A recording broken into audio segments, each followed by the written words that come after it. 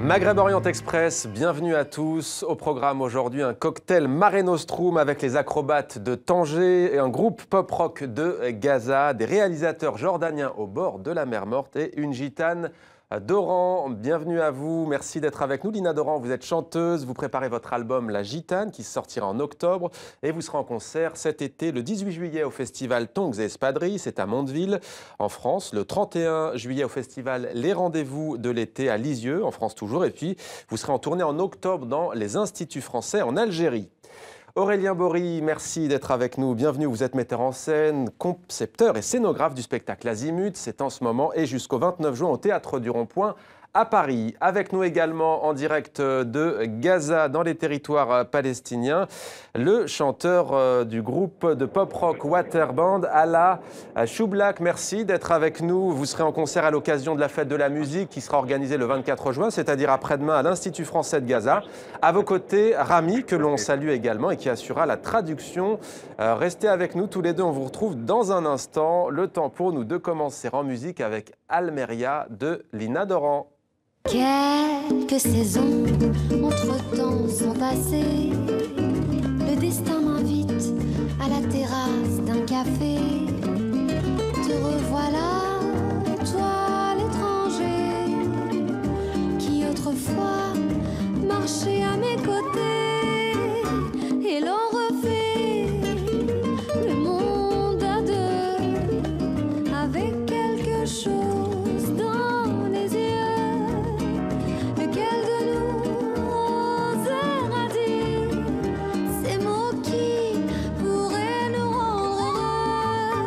تأخذ ذراعي تشرق المرية على بحر الأوتار راقصني راقصني تؤنسني الطريق تسكنني المرية في الأفق أرى ظل القطار العتيق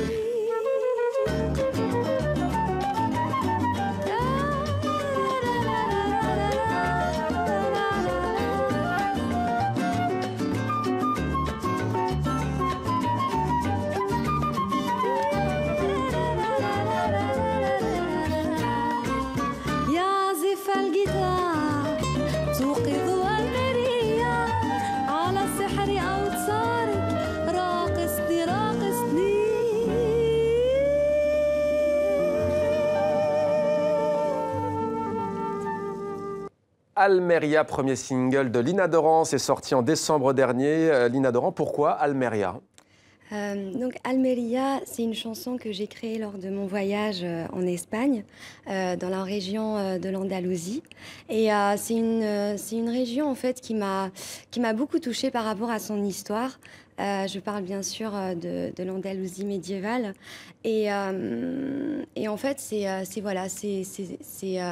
ces peuples-là de religions différentes qui vivaient en paix et en harmonie. Qui m'a beaucoup touchée. C'est pour ça qu'on peut retrouver dans Almeria justement ce mélange dans les langues. Je chante en anglais, en français et en arabe. Et puis aussi des influences salsa, bossa, avec une touche andalouse aussi. Pour moi, c'est un symbole, Almeria. Almeria, c'est un rêve. C'est mon rêve, c'est notre rêve. Je pense que c'est le rêve de beaucoup de peuples aussi qui... Par ces temps difficiles, un rêve de liberté, de paix, de symbiose. Alors, vos sources d'inspiration, vous les disiez, genres musicaux, comme notamment la salsa par exemple. Et quels artistes vous inspirent, notamment en Méditerranée par exemple ? En fait, il y en a beaucoup. J'écoute, j'ai vécu en Algérie une partie de mon enfance. Donc, j'ai grandi à Oran, c'est le berceau du rail. Donc, bien sûr, j'écoutais Cheb Khaled, Cheb Hasni, etc. Mais aussi du Sahraoui, du Chaabi, Renette Loranaise. Après, je suis arrivée en France, donc j'écoutais aussi de la chanson française, Charles Aznavour et Edith Piaf. Enfin, j'essaye pas de m'enfermer, j'essaye d'écouter le maximum de styles différents pour pouvoir justement m'inspirer créer de nouvelles choses. On vous appelle d'ailleurs la gitane. Ce surnom est dû à quoi justement? À cette liberté qui vous caractérise? Oui, mais en fait, c'est un surnom que mes proches m'ont donné parce qu'ils n'arrivent pas trop à me suivre. Je suis un peu partie. Et en fait, j'ai joué le jeu jusqu'au bout. J'en ai fait une chanson et d'ailleurs, ce sera mon prochain album s'intitulera la Gitane.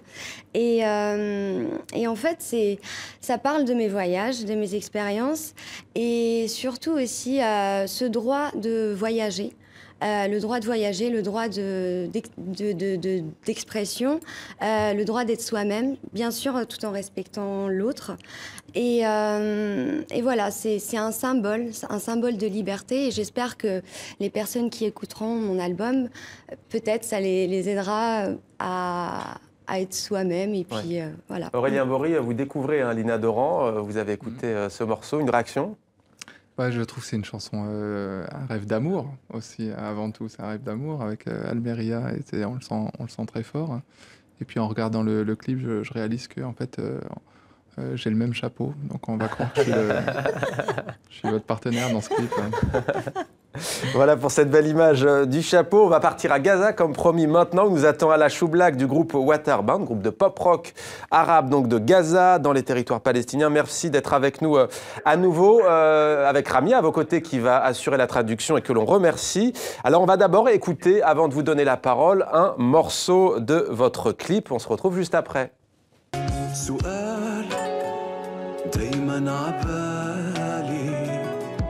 بسأل سؤالي ليالي امتى الدنيا حتحلالي أنا نفسي أعيش ومهما أتعب وأحسبها بدعي لربي يهونها أنا عليه حوكلها أنا غير مليء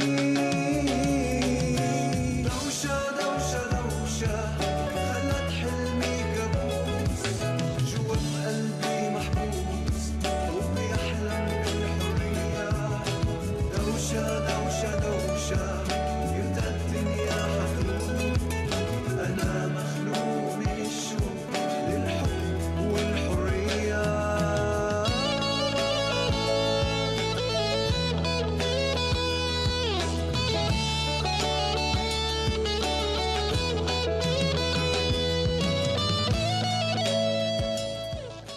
Extrait du clip Daousha du groupe palestinien Waterband. Alors à la Choublac, je me tourne vers vous. Racontez-nous en quelques mots ce que dit ce clip, cette chanson.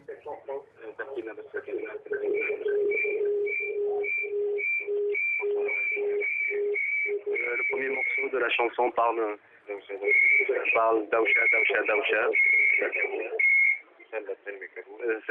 A rendu Daousha, c'est un peu le chaos qui a laissé mon rêve. Comment dire, mon rêve est resté prisonnier dans mon cœur et je rêve de la liberté.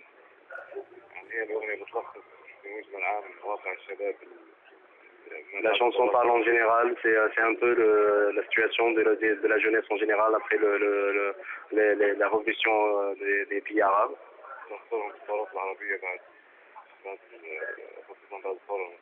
Et surtout après la révolution égyptienne. On parle de la jeunesse qui est affrontée dans une certaine période, ils n'avaient pas d'avenir ou bien l'avenir n'était pas clair. Mais cette jeunesse a toujours l'espoir de son rêve ou bien de réaliser son rêve. Que représente pour vous à la Choublac la musique, pour vous, artiste de Gaza, que représente la musique? ايش بالنسبة لك تكون الموسيقى كواحد فنان في غزة؟ الموسيقى اللي بعتبرها في غزة هي الطريق الوحيد اللي خليني أعبر. Pour moi, la musique c'est le seul moyen pour m'exprimer. ويمكن بحس حالي إني أنا بعبر عن كل شيء. Et je crois que moi je parle au nom de beaucoup de jeunes à Gaza. Et surtout que la musique à Gaza n'existe presque pas. Il n'y a pas beaucoup de musiciens. Et donc moi je sens que mon devoir c'est de transmettre le message des Palestiniens et de la jeunesse palestinienne au monde entier.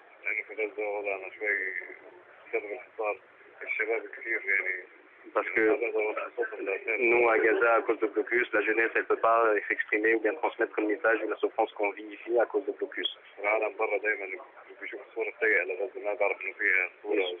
Et surtout que le monde à l'extérieur, tout le monde regarde Gaza, ils ont une mauvaise image de Gaza, ils ne voient pas la bonne image de Gaza. Et moi, en tant que musicien, mon devoir, c'est de transmettre cette belle image d'un musicien et de la vie à Gaza pour l'étranger. Alors restez avec nous tous les deux, Ala et Rami. On vous retrouve dans quelques instants. On va maintenant parler du spectacle Azimut. Aurélien Bory, vous êtes donc le metteur en scène, le concepteur et le scénographe de ce spectacle. On va, là encore, avant de vous donner la parole, regarder un extrait, les acrobaties. C'est parti.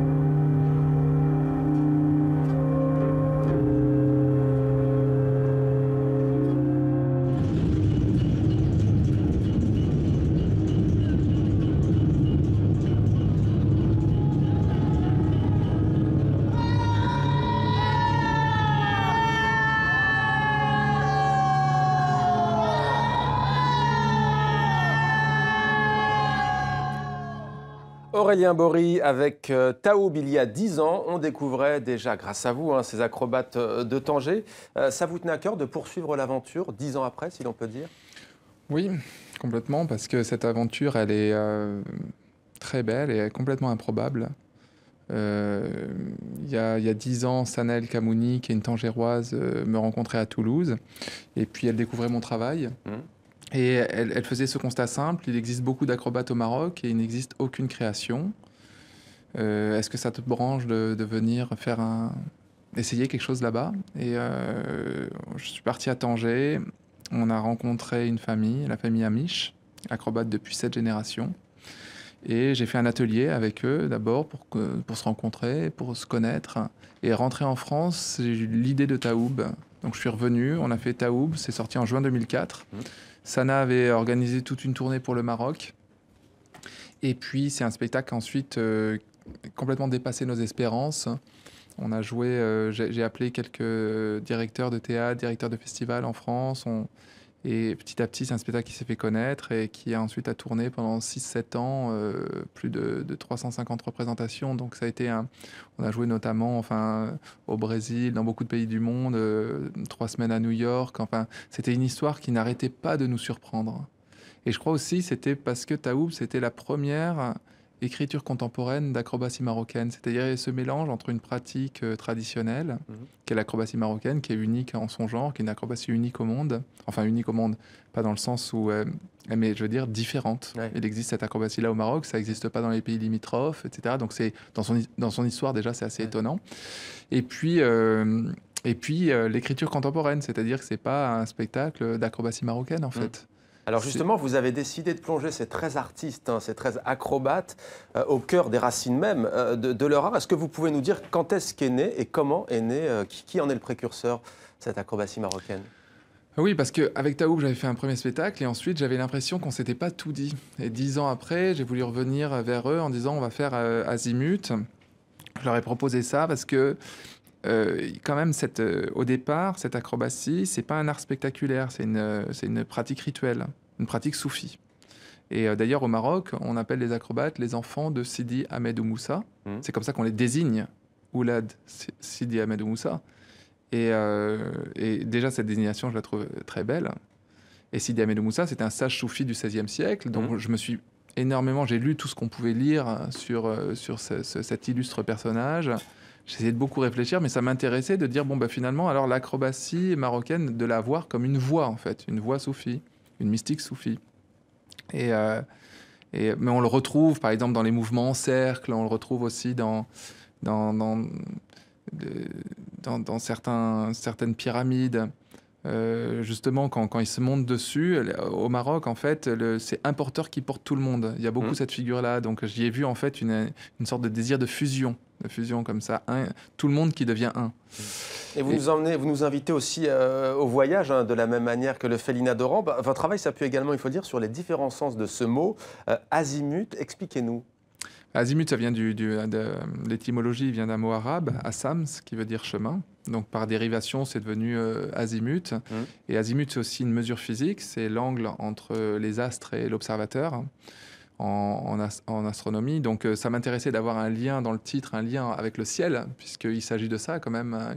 L'acrobate, finalement, propose de se mettre la tête à l'envers. Le saut de l'acrobate, c'est un désir d'envol et toujours échoué. Mais il y a ce désir de s'élever. D'ailleurs, le vol, c'est devenu vraiment le point de départ de Azimut. Parce que le vol, c'est le saut de l'acrobate. Et puis, le vol, c'est aussi un vol de théâtre. C'est une machinerie de théâtre. Quand au XVIIe siècle, on invente les machineries de théâtre, la première machinerie qu'on invente, et d'ailleurs qui est toujours à l'œuvre aujourd'hui, qui est une constante, qui n'a pas changé depuis, on fait exactement de la même manière, c'est faire voler des acteurs. Donc, j'ai pris cette machinerie de vol, telle quelle, et j'ai essayé de la décliner, en fait, de la faire dériver dans Azimut.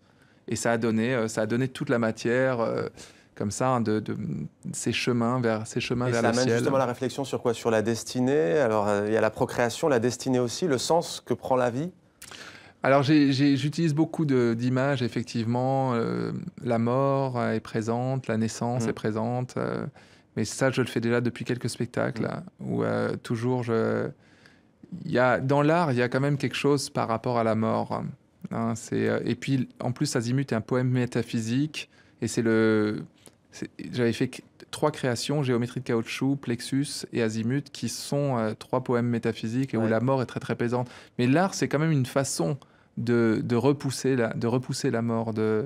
Et en plus, la mort est très présente au théâtre parce que au théâtre, on appelle ça, ça fait partie des arts vivants. Alors, si ça fait partie des arts vivants, c'est intéressant de mettre en pendant la mort. Mais donc voilà, après la naissance aussi, parce que c'est les 2 limites qui bornent l'existence.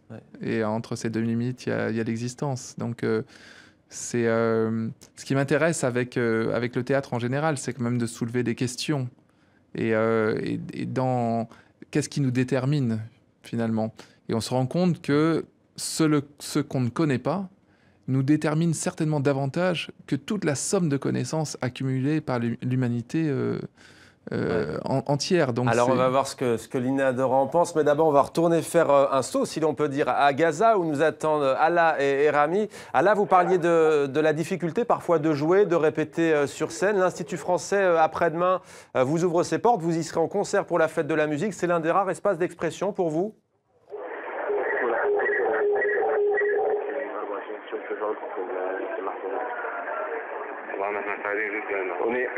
On est content qu'on va participer à la fête de la musique. Et je peux surtout que chaque année à Gaza on fête ça. Parce qu'à Gaza en général il n'y a pas beaucoup de concerts de musique. L'Institut français c'est le seul endroit où on peut exercer ou pratiquer notre musique. Et on espère que cette fois-ci, on va faire une bonne fête et que les gens ils vont apprécier notre musique. Merci beaucoup à tous les deux. Merci à la Choublat du groupe Waterband, du groupe palestinien de Gaza, de Pop Rock Waterband. Merci à vous, Rami, pour la traduction de l'arabe vers le français. Rapidement, peut-être une réaction, Lina Doran, à cette œuvre mise en scène par Aurélien Bory. Moi, j'aime beaucoup. Fascinant. Ah oui, oui, c'est fascinant. J'aime beaucoup comment vous occupez l'espace, la lumière, les jeux de lumière. J'aime beaucoup aussi comment vous défiez les lois de la pesanteur. Enfin, tous ces symboles-là, c'est un spectacle que je recommande. En tout cas, moi, j'adore. Vous connaissiez cet art ancestral de l'acrobatie chez les Oui, Berbères mais marocains? je l'ai découvert Grâce à Aurélien. Voilà. Ouais. Ouais. Et vous n'avez pas remarqué dans son spectacle une image subliminale comme le chapeau tout à l'heure, non? Un bandeau rouge Alors on va maintenant prendre un peu d'air, si l'on peut dire. On va partir sur les bords de la mer Morte en Jordanie, puisque c'est dans ce pays que vient de se tenir le festival du film franco-arabe dans la capitale, Amman, mais aussi donc au bord de la mer Morte, avec 220 films projetés. Omar Sharif, invité d'honneur cette année, c'est la 20e édition. L'occasion pour nous de découvrir les réalisateurs jordaniens. Estelle Martin et Clément Taillefer sont allés à la rencontre de cinéastes du royaume hachémite. C'est l'une des pionnières du cinéma jordanien. Saousan Darwaza a débuté dans les années 90. Cette réalisatrice, devenue productrice, défend un cinéma engagé. Elle présente au Festival franco-arabe un documentaire sur le réalisateur défunt Omar Amiraleh, figure de l'opposition syrienne.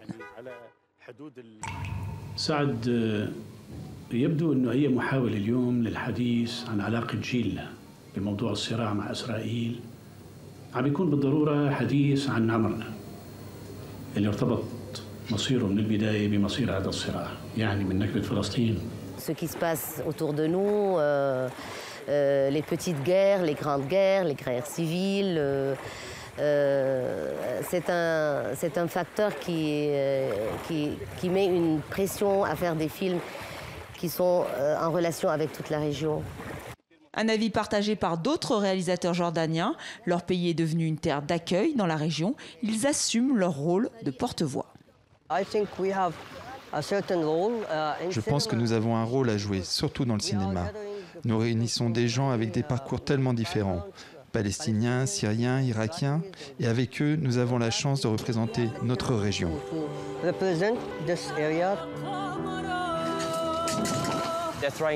On essaie de faire des films sur les droits de l'homme, sur la guerre en Irak, en Syrie, en Palestine. La majorité des films traitent de la Palestine. Donc je peux te dire que oui, nous avons un rôle en tant que Jordaniens à jouer. Je pense juste que c'est le début.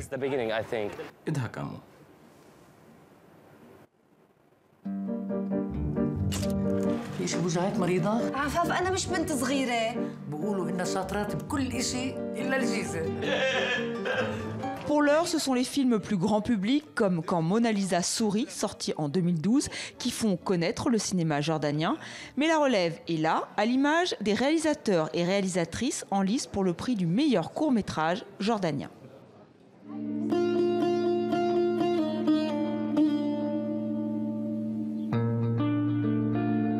علي غير عندهم أحس يعني بنات غيبات عني أو من أنا يعني يفكرن يقول هي لويش يعني ما تعرف أحس إشي ناقص مني وهن يعني. Les films sont un bon moyen de montrer notre culture au monde. Et nous sommes en partie bédouins, mais les films qui parlent des bédouins le font toujours d'un point de vue masculin. Voilà pourquoi j'ai choisi de parler d'un point de vue féminin et j'ai donc choisi une fille. J'espère qu'on peut changer les mentalités.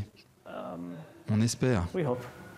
Les débuts sont encore timides. Aujourd'hui, 2 films jordaniens sont produits chaque année. Mais dans un pays qui n'a jamais eu de tradition cinématographique, c'est peut-être le début d'une nouvelle ère. Et sachez que le documentaire Samar, dont on vient de voir un extrait, a été primé au cours de ce festival du film franco-arabe. Samar, donc, du réalisateur Mohamed Ra'aleh. Cocktail Mare Nostrum, le cinéma, donc, mais aussi aujourd'hui la musique, l'acrobatie. Lina Doran, beaucoup de réactions sur les réseaux sociaux, notamment sur la page Facebook de Maghreb Orient Express. Je vous en lis une. Soraya Kandakji nous dit « Lina, quelle voix superbe et envoûtante. À quand une reprise du célèbre tube Wahran, vous qui êtes né à Oran, ou une collaboration avec le maestro d'Oran, Khaled ?» Réponse. En tout cas, ce que je veux dire, c'est que c'est vrai que pour les artistes, les réseaux sociaux sont très importants. Pour moi, c'est très important de communiquer avec les gens qui me suivent, qui m'écoutent. Et voilà, donc en tout cas, je les embrasse aujourd'hui. Et voilà, c'est quelque chose qui donne de la force aussi aux artistes,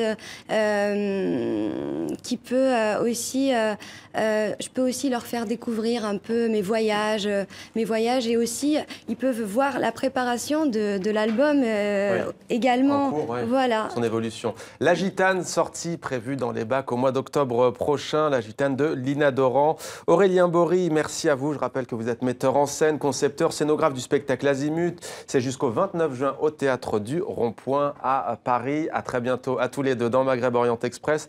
On salue à nouveau Ala Choublak et Rami tout à l'heure qui étaient avec nous à Gaza, avec une liaison parfois difficile, mais ça valait la peine d'être avec eux en ce dimanche lendemain de la fête de la musique. Merci à vous d'être fidèles à MOE. On se retrouve dimanche prochain. D'ici là, justement, Lina Doran, rendez-vous sur les réseaux sociaux avec encore plus de contenu et les coulisses de MOE. À très vite sur TV5 Monde. Ce sera dimanche prochain le dernier numéro de la saison.